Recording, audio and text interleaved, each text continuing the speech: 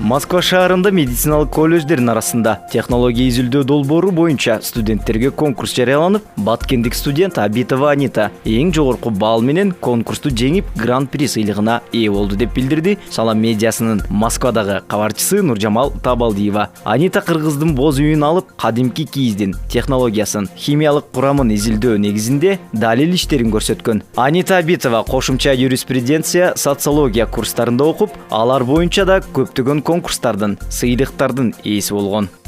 Так как я изучаю социологию, у меня есть большое количество наград, также грамот.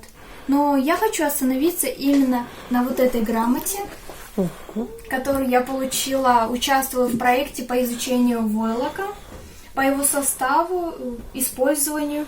Башкачайца кыргыз боз үйүнүн кийизини, химические составыны изилдеп чыктым.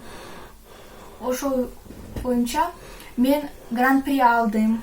Буюрса, мен медицинский академияны бүтүп, также юридический академияны бүтүп, Кыргызстанга барам.